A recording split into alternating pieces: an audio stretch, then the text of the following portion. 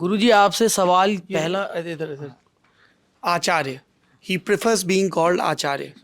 ये देखो तो होता क्या है यार, देखो हमको डांट पड़ी, तुम खींच रहे हो माइक, तो लोग इसकी ऐसे व्याख्या करते हैं कि ये माइक भी नहीं देता किसी को, खींचता रहता है, बीच में काट देता है। भाई ये माइक पकड़ने का दायित्व तो मुझे दिया गया है, सवाल कोई भी पूछ सकता है। जी पूछिए।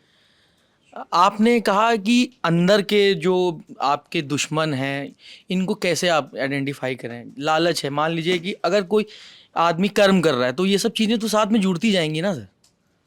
उपनिषद बहुत सीधे तरीके से बोलते हैं जो कर रहे हो उसको देख लो, जो कर रहे हो उसको देख लो, और जो कल किया कृत स्मरम, जो कल करा उसका स्मरण कर लो, और फिर ये देख लो कि क्या पा रहे हो वो सब करके।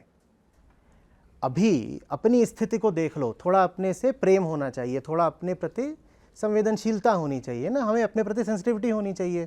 ऐसा नहीं होना चाहिए कि सरदर्द हो रहा है लेकिन दबाव में काम करने के इतने अभ्यस्त हो गए हैं कि सरदर्द पता लगना बंद हो गया। तो कह रहे हैं कि अपने आप को देखो और फिर ईमानदारी से पूछो, क्या तुम्हें ऐसा ही होना था? क्या ये अधिकतम है, उच्चतम है जो तुम हो सकते हो? पूछो दिल से। और उसके बाद लगे सब ठीक है तो सब ठीक है, हम कोई दबाव नहीं बनाते। लेकिन अगर लगे कि साहब ज़िंदगी बेहतर हो सकती थी, बेहतर जिया जा सकता था, लेकिन हम गड़बड़ कर रहे हैं कुछ, तब जान लो कि भीतर एक दुश्मन बैठा है और पता चल जाएगा कि कौन सी वो चाल चल के तुमको फंसा रहा है। पता कैसे चलता है ये पता कैसे चलता थोड़ा है? उदाहरण से पूछो। उदाहरण जैसे मान लीजिए कल मेरा अभी का दूं? हाँ, मैं पहले एक चीज़ पूछता हूँ फिर आप दीजिए सर। कि सुबह मान लीजिए मेरा कोई मेरी कलीग है या मैं हूँ, मुझे ऑफिस नहीं आना है, मैं कुछ भी कारण हो जो मैं बता नहीं सकता। अब सुबह उठ के फिर हमको 9 बजे उठ के फिर वो मीटिंग आइडिया टाइप करने, वो बताने, वो चीज़ें अगर मान लीजिए जिस दिन मेरा मन नहीं है करने का, तो फिर मैं अंदर से तो ऊपर से कर रहा हूँ लेकिन अंदर से खुश नहीं हूँ।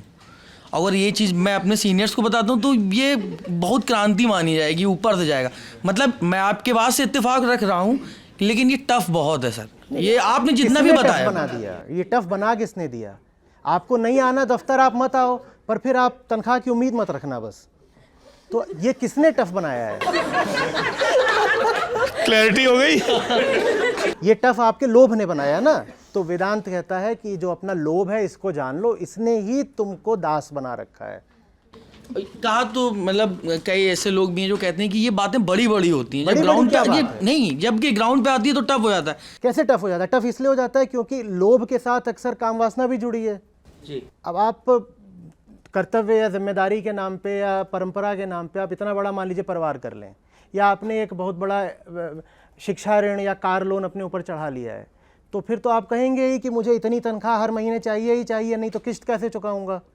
तो इसलिए फिर आप टफ टफ कहना शुरू कर देते हैं। नहीं तो टफ क्या है?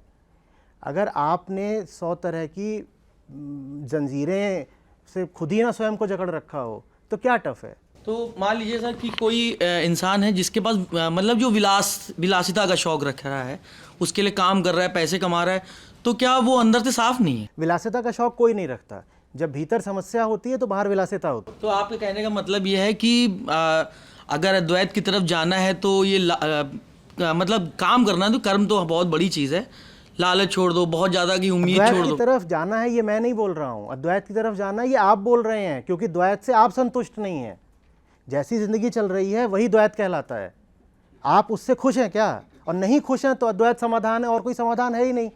खुशी तो आदमी अपनी उसमें ढूंढता है ना कि हम जो आज खुशी 10 लाख कल ढूंढते 20 लाख हैं, वो फिर 30 लाख। मतलब अगर कोई इस चीज़ की उम्मीद कर रहा है आज 10 है कल 20 हो जाए तो वो गलत है क्या? परसों पीछे बीते हुए कल में 5 था, कृत स्मरणम, बीते हुए कल में 5 था, आज 10 हुआ, कितने खुश हो गए? और अगर 5 से 10 में खुश नहीं हुए तो 10 से 20 में कितने खुश हो जाओगे? इस पे तुम विचार करो, हम फिर आएंगे। नहीं ये गंभीर बात है। देखिए कि आप मैं बहुत देर से कंफ्यूज हो रहा था सर की बात से कि अगर मैं इसको अप्लाई करता हूँ अपने साथ तो मेरी लाइफ कैसी होगी? तुम्हारी लाइफ में सुकून आएगा।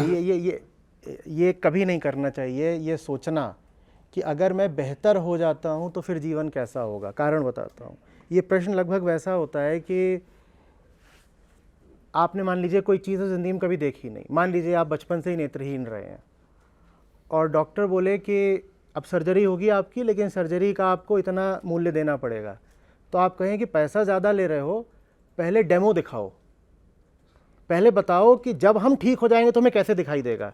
अब वो आपको कैसे बताएगा कि जब आप बेहतर हो जाओगे तो आपको क्या अनुभव होगा। लेकिन ये प्रश्न पूछ करके हम अपने आप को ये उत्तर दे देते हैं कि आगे जो होगा वो कोई बहुत अच्छा तो हो नहीं सकता। मेरा आज तक का अनुभव किसका रहा? अंधेरे का रहा है, क्योंकि मेरे ये रही नहीं है। मेरा आज तक का अनुभव अंधेरे का रहा है। तो मैं भविष्य की भी जो सबसे उज्जवल प्रकाशित कल्पना कर लूँगा वो भी कैसी होगी? अंधकार में ही होगी। और वो कल्पना करने के बाद मैं अपने आप को कह लूँगा अभी भी अंधेरा है, आगे भी अंधेरा है, तो इतना पैसा मैं डॉक्टर को दूँ काहे के लिए? तो ये प्रश्न कभी नहीं करना चाहिए कि यदि मैं बेहतर हो गया तो क्या हो जाए। यदि आप बेहतर हो गए तो आप बेहतर हो गए, बस यहीं रुक जाइए।